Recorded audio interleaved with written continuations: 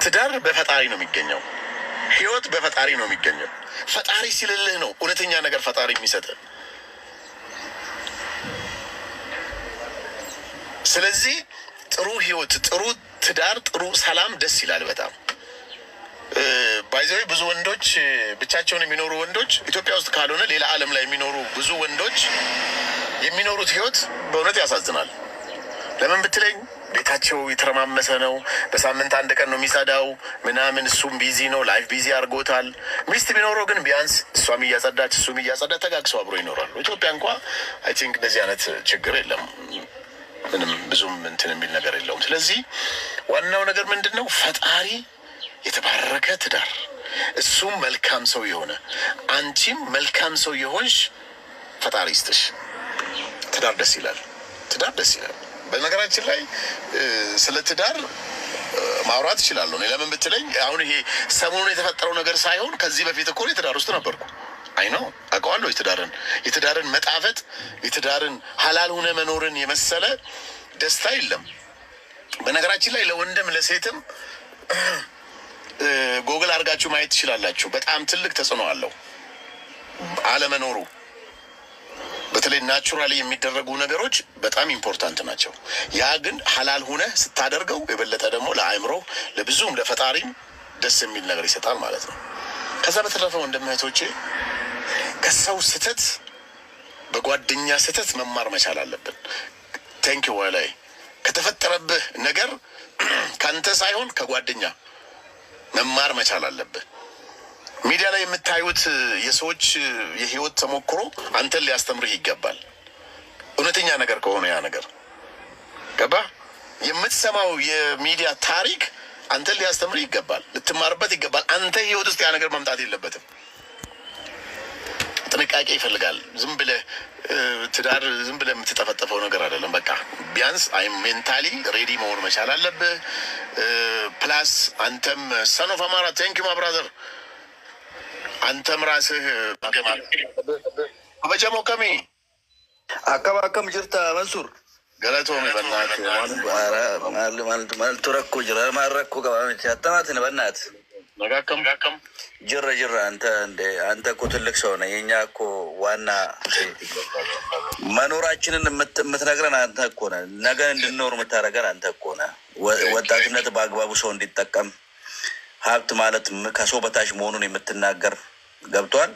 እኛ ሴቶችን ለመናቅ ብለን አይደለም፣ ሀቂቃ ለመናገር ያህል ነው እንጂ ወይም አንተንም ብዙ ሰፖርት እና ለመደገፍ ብለን ሳይሆን ያለው ነገር ሪያሊቲው የሰው ልጅ በአይምሮ ሊያስበው የሚገባውን እንዲያስብ ማወቅ ያለብንን በደንብ እንኳን ሶሻል ሚዲያ ኖረ ብዙ ነገሮች ተደብቀው ብዙ ሰዎች ሞተውበት ብዙ ሰዎች ችግራቸውን መናገር የማይችሉበት ድህነታቸው ሊሆን ይችላል፣ የተለያዩ ችግሮቻቸው ሊኖሩ ይችላሉ። በዛ መልክ ያ ነገር አንተ ላይ የብዙ ሰዎች መልስ የተመለሰበት ነው። በነገራችን ላይ ምንም ታሪክ አይደለም ይሄ ነገር፣ የብዙ ሰዎችን ህይወት የነካ ነው። ብዙ ሰዎች የደወሉልን የነገሩን አለ።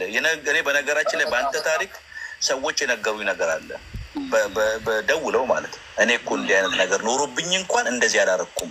ሴቶች ናቸው በነገራችን እና በጣም የሚገርም ተአምር የሚገርም ነገር እና ለዛ ብለን የተናገርነው ሰው በጣም መረዳት ያለበት ትዳሩን በዛ አሁን በምታወራው ልክ ነው ብዬ ነው ማስበው።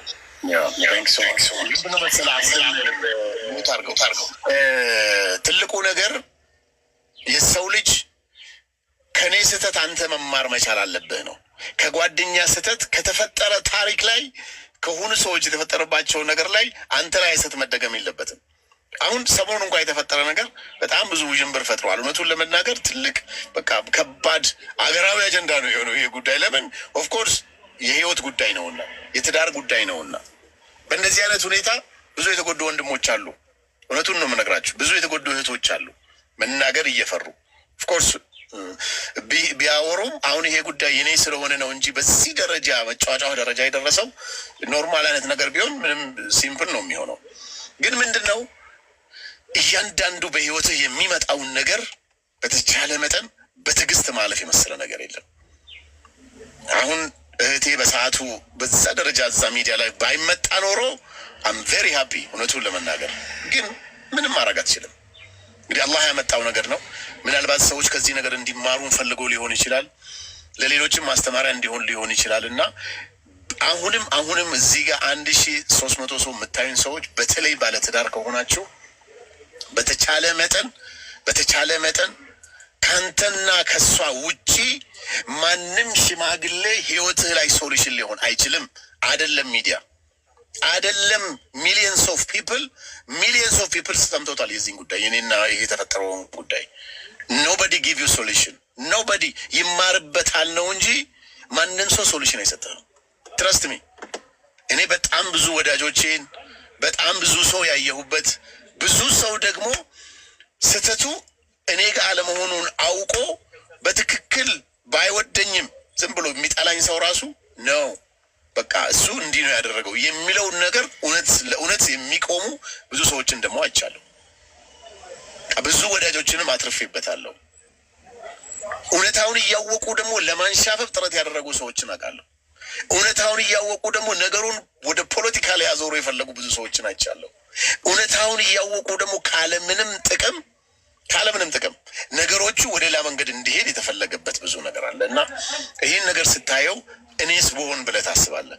ይሄ እዚህ ጋር የመጣው ነገር እኔስ ጋር ቢመጣ የሚለውን ነገር ታስባለህ እና በተቻለ መጠን ስፔሻሊ ጅሬኛ ኬሰቲ ወንተ ከነጋፋን እስም ሙደቴ ጀዱ ስፔሻሊ ወረ አባ ፋዳመና ሚዲያ ኢመ ኬሰን ፊደኒ ነኒ ቶኮ ሚዲያ ረት እስኒ ሂኩ እንደንደው አበደን ከነበራ አበደን ኡመኒ ኩን ስትኮልፈ መሌ ሶሉሽን ሲንተው ተስ አመቶ ጉሩባን ሱን ጋፈሰነ ገልሹኒ ዲሴ ጅራቴ አናፊሽኒ ተዋሶፍ ነጅራኔ ሶሉሽን ቀባችሁ ደንዳ አትሮ ገሩ ሰለተኡንሳ ዱብቺ አከንፍ ባየቴ ኡመተ በረገኤ ወንቱን ድዩ ስሪ እንታኔ አገርሲሴ ይችላል ከናብ ጀናን ሚዲያ ረዱፉን very dangerous ኡመኒ ሚዲያ ረጋፍ ኦፍ ዴጀቱ ስትቆልፍ ነው የሚባሪከና ነምንተሰቲ ቁቀሚያ ሰው እንጅሩ